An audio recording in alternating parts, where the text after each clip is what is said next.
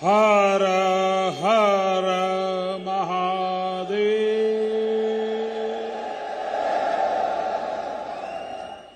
जय श्री महाकाल। जय श्री महाकाल महाराज की जय।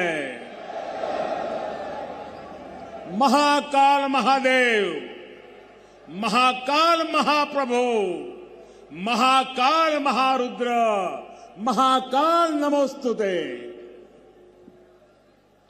उज्जैन की पवित्र पुण्य भूमि पर इस अविस्मरणीय कार्यक्रम में उपस्थित देश भर से आए सभी चरण वंद्य संतगण, सम्मान्य साधु सन्यासीगण, मध्य प्रदेश के राज्यपाल श्रीमान मंगूभाई पटेल, छत्तीसगढ़ की राज्यपाल बहन अनसुईया उइके जी, झारखंड के राज्यपाल श्रीमान रमेश बैस जी, मध्य प्रदेश के मुख्यमंत्री भाई शिवराज सिंह चौहान जी, केंद्रीय मंत्रिमंडल के मेरे सहयोगी, राज्य सरकार के मंत्रीगण, सांसदगण, विधायकगण, भगवान महाकाल के सभी कृपा पात्र श्रद्धालुगण, देवी और सज्जनों, जय महाकाल। उज्जैन की ये ऊर्जा, ये उत्साह, अवंतिका की ये आभा, ये अद्भुतता, ये आनंद, महाकाल की ये महिमा, ये महात्म्य, महाकाल लोक में लौकिक कुछ भी नहीं है। शंकर के सानिध्य में साधारण कुछ भी नहीं है। सब कुछ अलौकिक है, असाधारण है, अविस्मरणीय है, अविश्वसनीय है।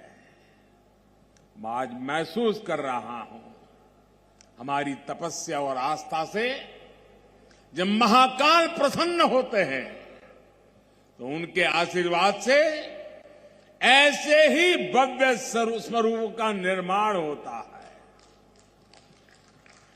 और महाकाल का आशीर्वाद जब मिलता है तो काल की रेखाएं मिट जाती है, समय की सीमाएं सिमट जाती है और अनंत के अवसर प्रस्फुटित हो जाते हैं।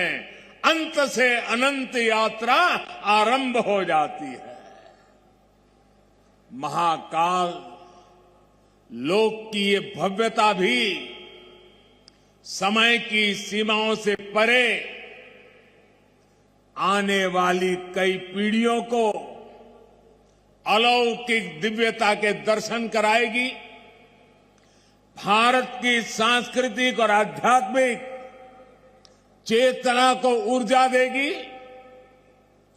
मैं इस अद्भुत अवसर पर राजाधिराज महाकाल के चरणों में शत शत नमन करता हूं। मैं आप सभी को, देश और दुनिया में महाकाल के सभी भक्तों को हृदय से बहुत बहुत बधाई देता हूं। विशेष रूप से भाई शिवराज सिंह चौहान और उनकी सरकार, उनका मैं हृदय से अभिनंदन करता हूं, जो लगातार इतने समर्पण से इस सेवा यज्ञ में लगे हुए हैं। साथ ही मैं मंदिर ट्रस्ट से जुड़े सभी लोगों का, संतों और विद्वानों का भी आदरपूर्वक धन्यवाद करता हूं, जिनके सहयोग से इस प्रयास को सफल किया है। साथियों, महाकाल की नगरी उज्जैन के बारे में हमारे यहां कहा गया है, प्रलयो न बाधते, प्रलयो न बाधते तत्र महाकालपुरी, अर्थात महाकाल की नगरी प्रलय के प्रहार से भी मुक्त है।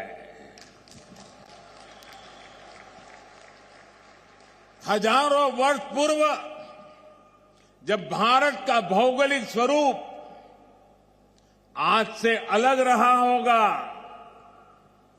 तब से ये माना जाता रहा है कि उज्जैन भारत के केंद्र में है।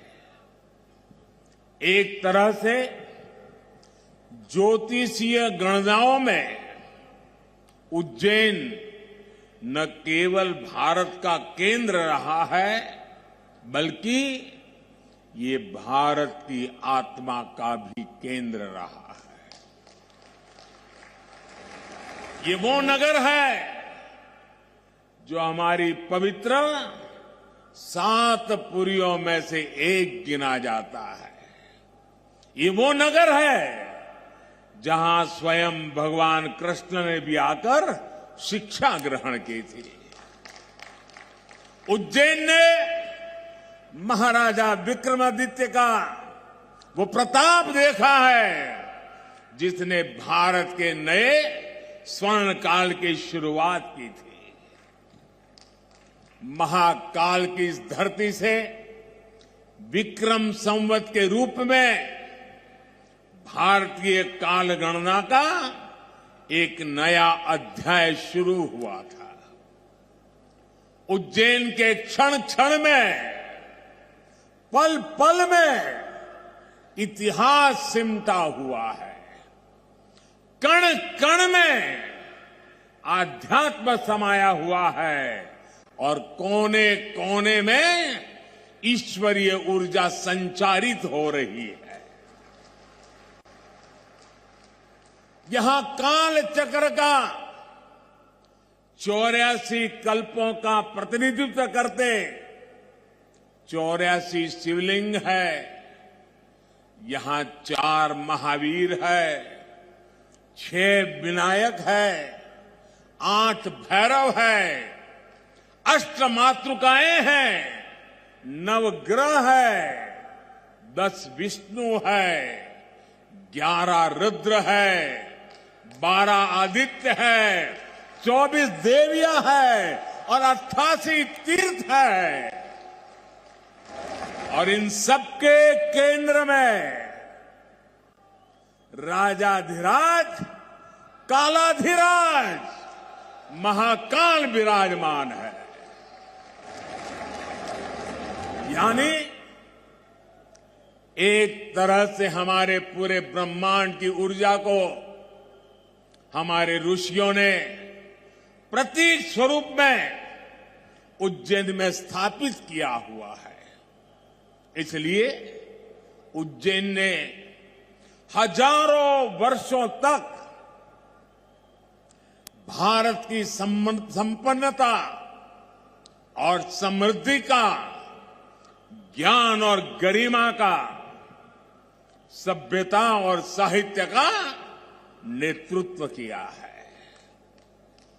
इस नागरी का वास्तु कैसा था, वैभव कैसा था, शिल्प कैसा था, सौंदर्य कैसा था, इसके दर्शन हमें महाकवि कालिदास के मेघदूतम में होते हैं। बाण भट्ट जैसे कवियों के काव्यों में यहां की संस्कृति और परंपराओं का चित्रण हमें आज भी मिलता है। यही नहीं, मध्यकाल के लेखकों ने भी यहां के स्थापत्य और वास्तुकला का गुणगान किया है।